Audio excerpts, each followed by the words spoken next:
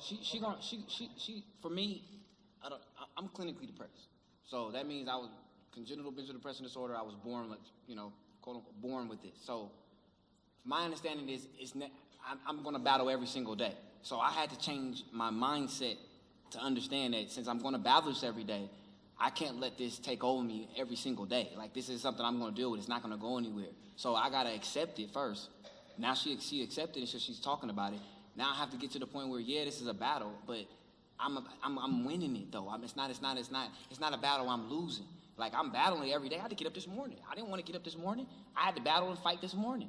But it's not. I won't allow myself to relapse because I'm motivated enough to tell myself I know where I was. I know how that feels.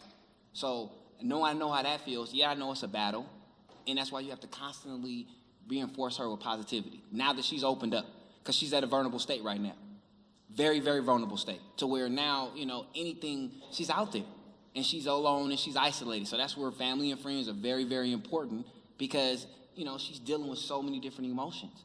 That's where you positive. It's never I understand. It's I'm just here for you, because you don't get it. But you can still be there for her. And that's what she needs the most. She needs to feel your support and that you're there for her. That's where you come in, that strong brother. You come in with that support. You come in so she knows, I got you. I got you. No, you don't have to deal with it alone. I don't understand. I don't get what you, but I'm here for you like I've always been. That's where you come in at. Because she's going to deal with some things, just like I deal with it. It's never, this is real. It's an everyday battle, but we have the hope comes in knowing that we get through it. Like, we've gotten through our worst days, we've gotten through these horrible days, and it motivates us to motivate other people. So that's just my spiel. And like you said, it's definitely an everyday struggle. 2 months ago, I had a panic attack so bad I passed out at the Wiley courthouse, and I was on the ground for like 10 minutes just because I have asthma, and I just was in this fit.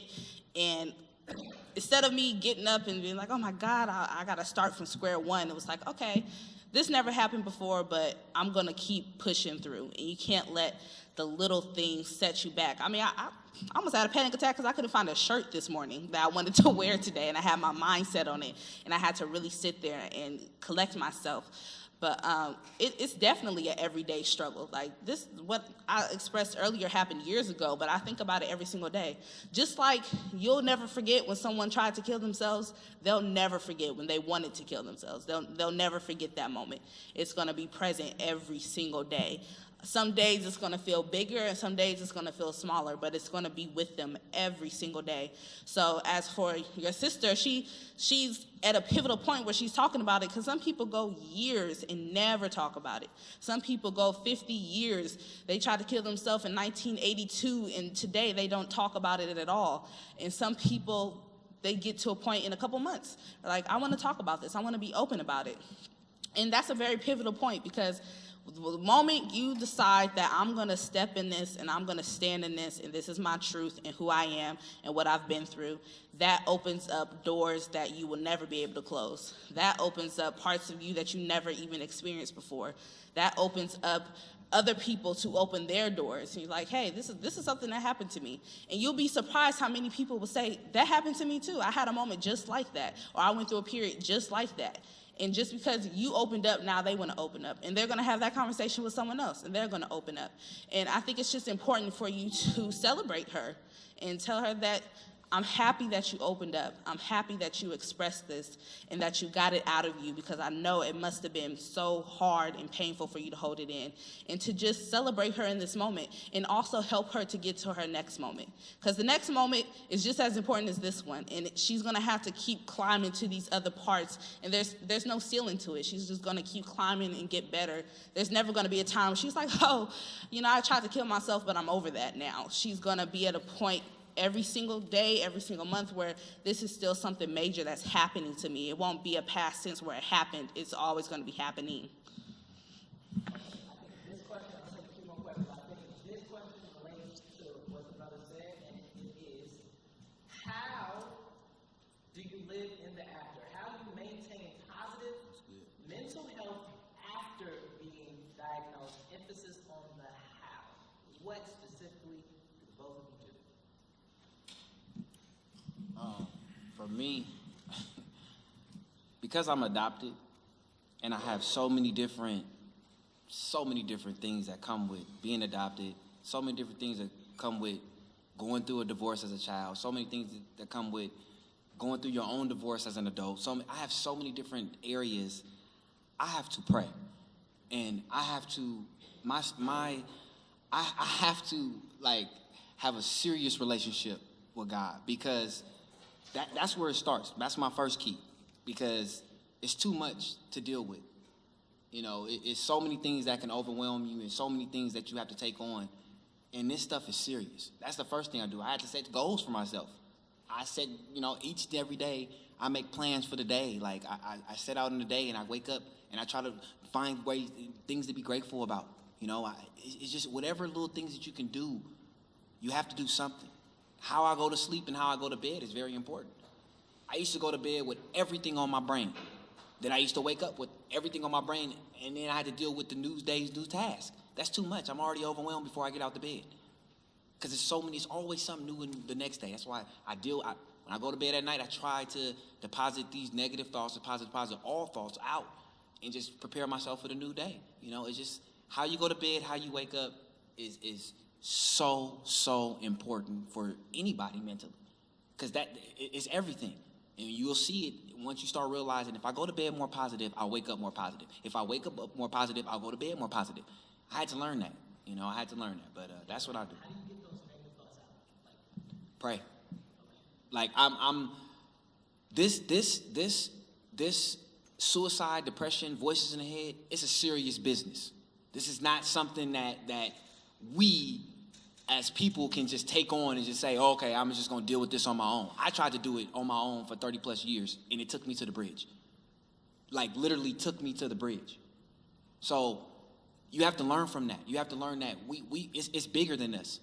People been committing suicides in the 16th century, 15th. Like it was way before us. So in order to understand something, you got to really dissect it. And if you dissect it and learn about it, you can't battle it by yourself. We gotta help each other. We gotta have each other.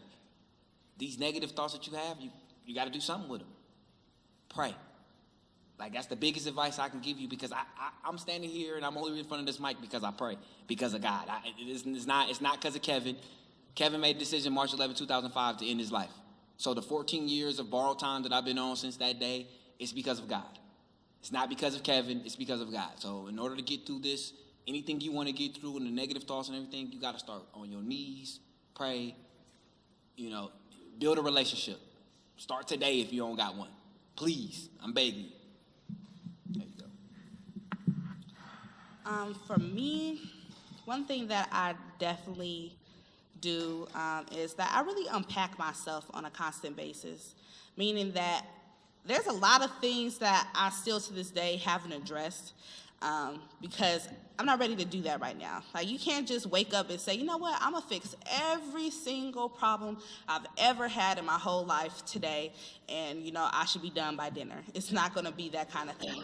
It's gonna be a constant thing. Like, literally, when I go out of town and I come back, I don't unpack for, sometimes weeks, because I just don't wanna deal with it. And it's the same thing with myself. Sometimes I might unpack myself Monday, Tuesday, Wednesday, Thursday, Friday. Okay, today I'm going to deal with my mother issues. Today I'm going to deal with my father issues. Today I'm going to deal with relationship issues. And some days I'm like, okay, I don't want to think about myself or my issues for 2 months, because that's not what I want to do right now. But when I do unpack myself and I do get to the why do I feel like this? Why is this affecting me? Why I feel X, Y, and Z? It helps me to understand myself better, and it helps me to understand the root of the problem and not just the surface. Like, oh, I just feel moody today. This is something I would tell myself all the time. I just feel moody today. But when I say, okay, why do I feel moody? I feel moody because I thought about something that happened when I was 8, and it's been really affecting me. And when you unpack that, you let it out, and you speak it into the air, out of your own mouth, it leaves your body. But when you don't unpack it and you just say, I'm gonna just shoot it out. You just throw it out of your own mouth, and it just goes into the world, and it'll go and do this, and then it'll come right back to you. And now you playing boomerang with that negative thought, because you're just throwing it. It comes back to you, you throw it out. Comes back to you, throw it out. But when you unpack it, it just goes into the air, and it goes away, because now it's been dealt with. Now it has a place to settle, and it's not within you. And another thing that I really do is I write a lot. I love writing. I love doing spoken word. I love talking about different parts of my story. I love talking about things that I go through on a daily basis, and I just write it all out on paper. And sometimes it'll be so painful to read, I won't even read it. I'll just rip it up and throw it away. Or sometimes I'll be like, this is something that I want to read every day to remind myself, and I keep it in my journal. And I reread it when I need to. Or I keep something in my wallet that I read to myself all the time. Like, even if today was a horrible day, this is something I wrote when today was a good day. And it sends me back to that. So I feel like whatever way you need to get it out of yourself so it doesn't fester inside of you and boil up and spill over and erupt is what you need to do. Because if you let it sit inside of you, there will be no after. You won't be in the after. You'll still be in the during. You'll be in that part forever. And it won't be a growth. It won't be a next step. You'll just be living in this cycle of, this happened and I'm so upset about it. I'm not going to talk about it, but this happened, I'm upset about it. But I'm not going to talk about it, and you'll just be in this cycle forever. But when you unpack it, then you can move into the after, and you can let yourself say, hey, this happened. I'm going to talk about it with myself or someone else, and now it's gone. Next thing. And you just go on like that. And that's how I do it, and that's how the after has been a place of elation for me. It's been a place where I can just be myself full-heartedly. I don't have to worry about feeling like this. I don't have to worry about my demons raining on my parade or messing up my good day, because I unpacked myself and I let it disappear in the atmosphere.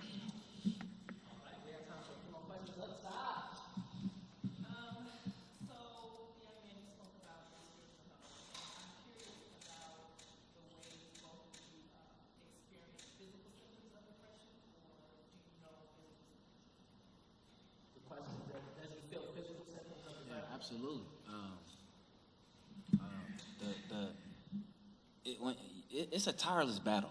My body is constantly hurting because it takes a lot of strength to get up every morning when your brain is telling you not to.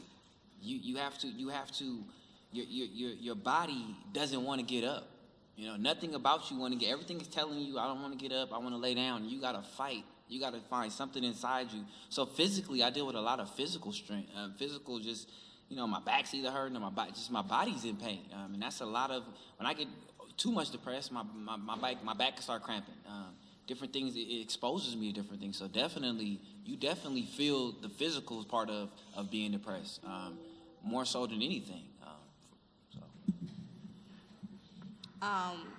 One thing that I've noticed, or not so much now, but before, when you have a void inside of you, you try to fill it with physical things. So I used to try to eat this, drink that, and I would just eat mind-numbingly. I used to be almost 400 pounds because I used to just eat. I would just lay in bed and eat, cry and eat and eat and eat and eat, and I never felt full because it was something in my spiritual part of me, in my spirit, in my soul, that was empty, that I was trying to fill with physical food. And like I said, my body would ache. I would be like disgusted with myself, but I would still eat and I would still do these things because I don't want to face what's really bothering me. So I'm just going to keep doing this because I feel like this is going to help me. And you feel it in every part of your body. You feel it in your feet, you feel it in your ankles, you feel it in your knees, you feel it everywhere, because it's going to make you, when you have a something that's on your mind or on your heart or on your back, it's going to feel like literal boulders on your mind, on your heart, and on your back. And you definitely feel it. And if you talk to most people who have clinical depression, they'll tell you that I feel it all the time. It makes my eyes heavy. It makes me want to sleep more. It makes me want to eat more. It makes me want to not move at all because it'll hurt too bad. And everything they feel in the mental comes out in the physical. Okay, yes. Hey. So to put this in context of my question, thank you guys for sharing and having this space. I've I've been dealing with depression and suicide a lot lately. I do a lot. And I do less for myself. I'm working hard to not work with you. But right now I'm dealing with a lot. I called the suicide hotline last week. And I literally didn't get any help. And that was the first time I had called the suicide hotline in a long time. And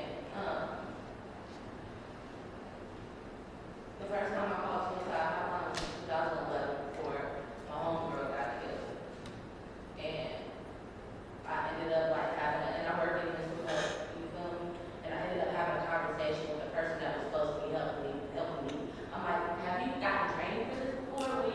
How are you helping me? You know what I'm saying? Like, I ended up mad at her, wanting to know who her boss was, who the trainer was. And so last week when I called suicide, like, I'm in school right now. And I've dealt with homelessness, I've dealt with being exploited, I've dealt with a lot. And for the last 2 weeks, I'm really just in my house. Like today, I wasn't gonna come out. I wasn't gonna be outside. I was in the house until I got on the bus to come here. And I'm trying to figure out how to move through this pain because, like you, brother, I'm a bright spirit. Don't nobody really knows what's going on with me. I don't even know if I know anybody in this room right now, which I'm pretty sure I do. But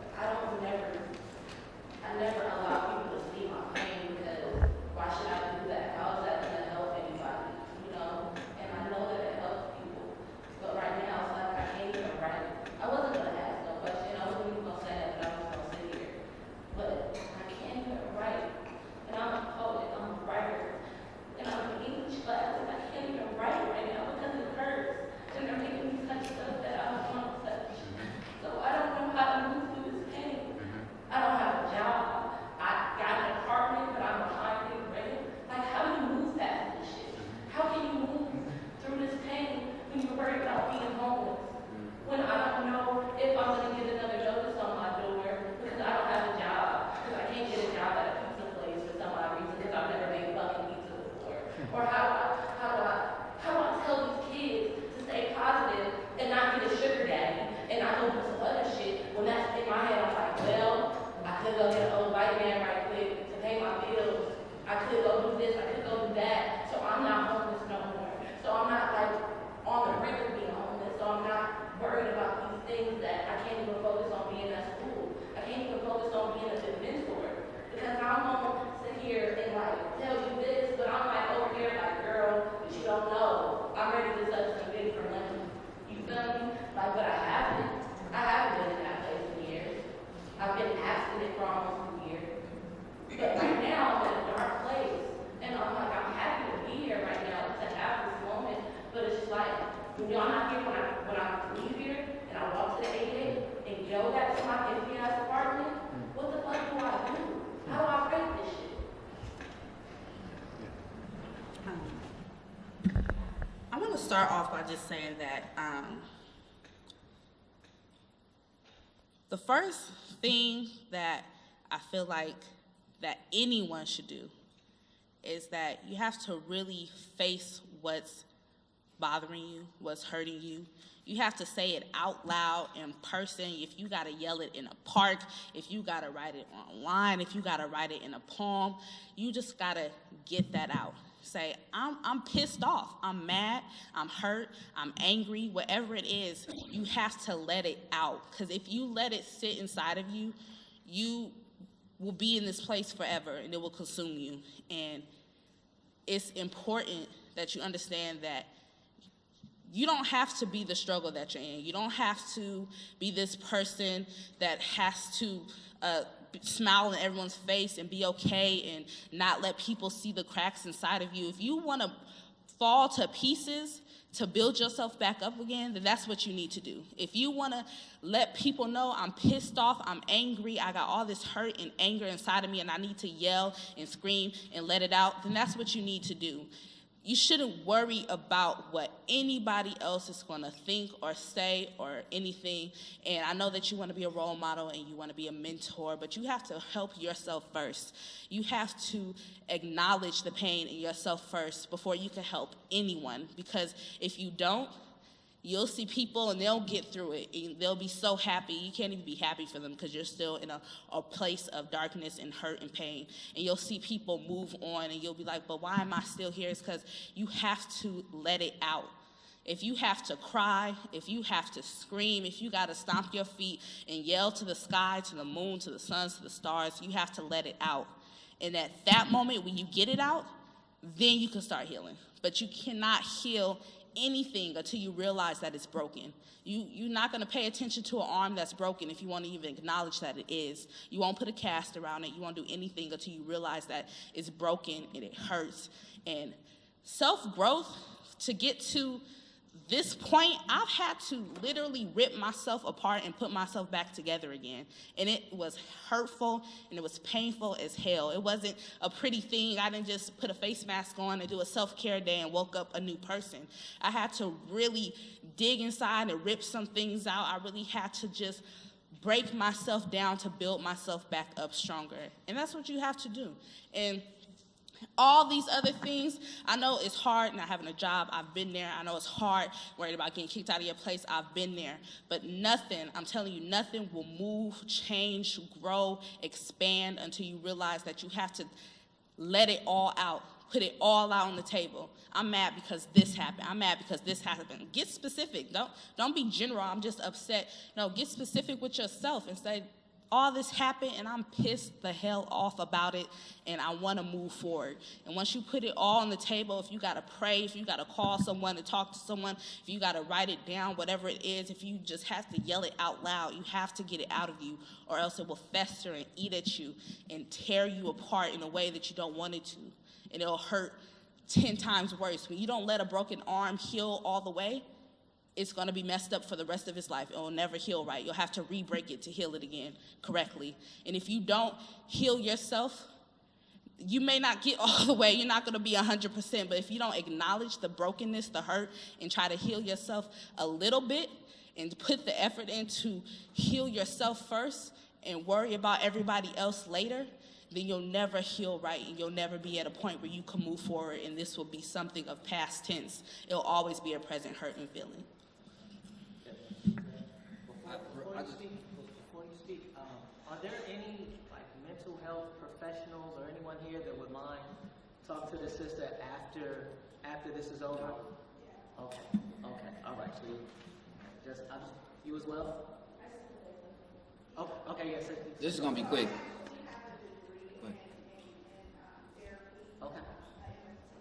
Okay, cool. So all right. So we'll just, after this, make sure you talk to her. You want to say something real fast, and then Kelly's going to say it. I just want to say, I've experienced depression in my life, and one of the biggest things is that when we go through it, we oftentimes don't want to give ourselves the grace and mercy that I'm going through pain. I think this space is hard and stuff, but being okay with it. I'm hurting, I'm in pain, but it's normal for me to be in pain. I'm going to have to sit in this for a little bit. It's going to be uncomfortable, and at some point, I'm going to be able to find that. Sometimes it takes a little bit for you to get that sort of awareness about what the issue is to actually deal with it. But sometimes I just got to sit here and I got to be okay with that. And the other thing is recognizing that there's hope on the other side of the road, even though there's pain. And one of the terms that I really thought that I used for myself was the beauty of the journey. That through this, each time I went through something, it was hard, it was painful. I had to go through so much, but on the other side of that, I would find something out about myself. I learned something new. I was able to do the world a little better, so there was some joy and peace on the other side of that. So to see remembering that through this pain, it hurts now, but on the other side of that is going to be something that you never understood or knew, but it's going to be exciting. So I think those are just my things, to just grant yourself grace and mercy in the time of pain, and so being okay with being hurt. I'm hurting and I'm in pain, but it's okay, and I'm going to do that, and then give yourself the effort and time to really explore what's going on. Cool. Thanks, Kev. Just a tidbit on you. If you just give me the chance after this, just give me 5 minutes of your time. Okay, I want to be able to talk to you for about 5 minutes because I'm the reason why I do this, and I'm a speaker and I'm an advocate is because of people like you. That I came here today for you. So afterwards, I really want to talk to you. I really can help you with some things. Really, really, really help you with some things as far as where you're at right now in your brokenness. Because where you're at right now in that brokenness, where you're at, I've been there.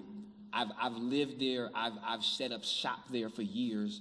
I've been employed there. I've been in that dark place. So I'm very, very familiar with where you're at. So I don't ever want you to feel like where you're at, you're the only one there. I've been there. And I will share with you how I got out of where I'm at. You say how, I'll share with you how, because it's a difficult place to be. And I don't ever want you to be in that position to think that you just got to deal with it by yourself. So that's all I want to say. We can, off the mic, just me and you, if you just please give me 5 minutes of your time. That's all I want to say. And you'll leave here better. You won't walk on that 88 bus, you'll walk to that bus and you'll be better. You'll feel better about who you are today. So just give me some time after this, and we'll definitely get you going. Maybe, yes, ma'am.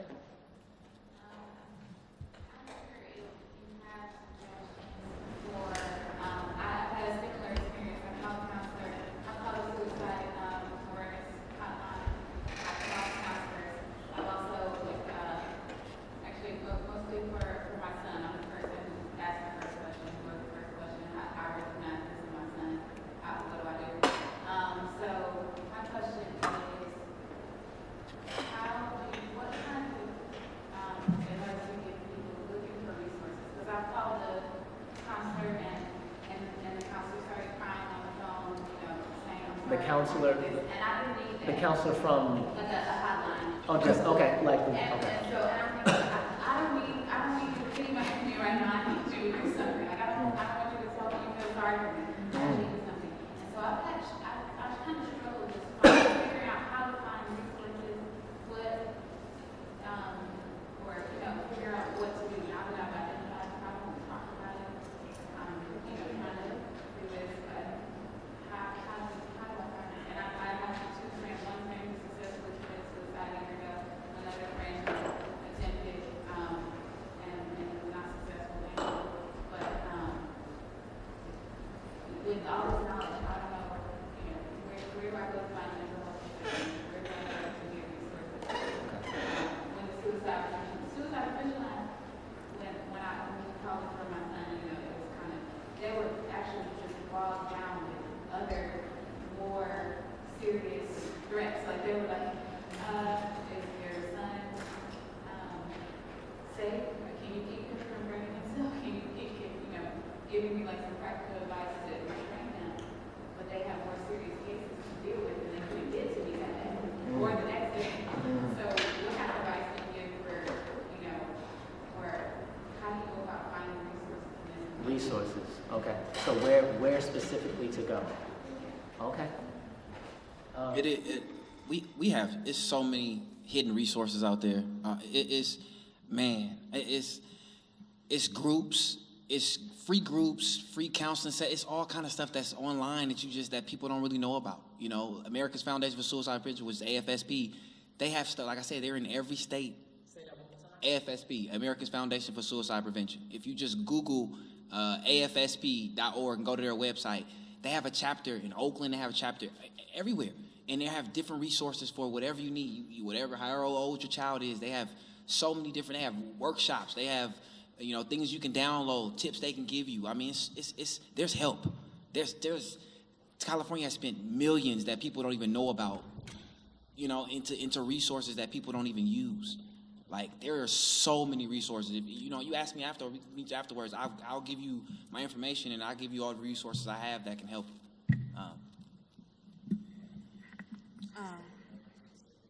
Yeah. So the place that I went to is, like I said, it's way up in Redding, and it's also very expensive. But there's, you can go to California can't find words right now. East Bay, they have one-on-one counseling there for free for anyone who lives in the Bay Area. You don't have to live in Hayward or go to East Bay. They have family counseling, marriage counseling, one-on-one counseling. I don't know how old your son is, but they have toddler counseling, play counseling, all kinds of things that are open about 4 days a week. And you can go, that's one place where you can go in person and talk to someone. East Bay, the college in Hayward, Cal State East Bay in Hayward, they have a counseling department that's open throughout the whole school year that you can talk to. And when you go there, they have more resources where they can help you to go into different counselors in Oakland that do it pro bono, or they do it at a very low rate, like $10 an hour or things like that. My job actually works with them closely, and they are a great facility. They have licensed professionals, and then they have people who are getting their masters in, clinical psychology and things like that. And that's one resource that I always share with my families and things like that, to go and get help, because you can get just about any type of therapy. Another resource that you can use is, I know Kaiser does counseling groups. They do them for free a lot of the times, multiple times a month, multiple times a week. If you go on their website, they should have that for the Kaiser in this area, whichever Kaiser you live closest to. Alta Bates, they also have free counseling workshops and things like that. And then just quickly, I know the suicide prevention hotline, I know it's not always helpful, because the people there, they're not licensed professionals. They only know what they've been told. So I know sometimes it could be hard to call that, and you expect, help, like, tell me what to do. But they're told explicitly, like, you can't tell these people what to do. You can only be a listening ear. You can only give them the resources we give you. So sometimes it could be a little hard to get through to that. But I think it's still important that you realize that the resources are out there, and that whichever one works for you, and I don't know if you have insurance or whatnot, but it's a whole plethora of things, like Kevin said, that places you can go to online and in person. And if you are looking for free counseling, I would definitely recommend East Bay. They have a great department, and it's all people that are very dedicated in helping families and teenagers and young adults especially.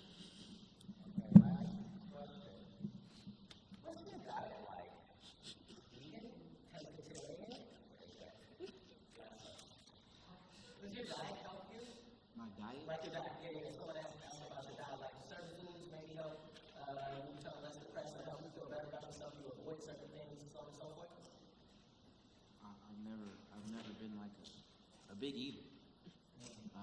I think maybe, to be honest, for me, I haven't really been a big eater because I've been depressed a lot. So I think that up until 2013, I just started eating. It's like, I'm not really, it's really hyped and all this. I don't eat all this stuff anyway. So it's like, for me, it's just, that's not really a question for me. And I'm the exact opposite. Because I was depressed, I used to eat everything. Everything, cookies, cakes, burritos, tacos, enchiladas, empanadas. I used to eat so much because I was depressed, and I was just like, I just want to eat. And like I said, it was a point when I was almost 400 pounds, and I lost a lot of weight. And one thing that I realized is that I cannot eat myself out of depression. I can't eat a whole cake and wake up and be like, you know what, I'm going to be depressed. I'm not going to be depressed anymore. I mean, there was literal points where I would eat cookies for dinner. I would eat a pack of cookies for dinner and then eat a pint of ice cream after that for dessert. And it was really bad. And for a long time, I was like, I'm just eating this because I'm greedy, I'm hungry, I'm just going to eat all this stuff. But it was because I was depressed that I just decided to eat everything. And when I lived by myself, it was even worse, because there's no one to tell me, don't eat that, you can't eat this late. I had a refrigerator full of nothing with nutrients, pizzas, Pop Pockets, and I really went crazy for like a year, just eating the craziest stuff. And I've lost a lot of weight, mostly from realizing that my physical health is as important as my mental health, and one is not more important than the other. They're right hand in hand. And I do know people that wake up and say, I'm gonna go vegan, and it helps them to deal with everything, because when you give yourself some structure, a lot of people like structure like that, and it helps them to not have to worry about everything else, because it's just a simpler way to live, and that has helped them. Me, I still eat everything, just not all the time at one time. So instead of eating a whole pizza, I might just eat a slice or two. Instead of eating a whole pack of cookies, I might just have 1 or 3 or 4 or 5, depending on the day. But I feel like just owning your physical health in general, whether it be diet, exercise, whatever. Exercising has helped me a lot. It helps me to just burn off the day and don't add that to my baggage. I could just sweat it off and let it go. But definitely paying attention to your physical health is important, because without your physical health, there won't be a mental health. And without your mental health, there won't be a physical health. And they very much go hand in hand. All right, let's love.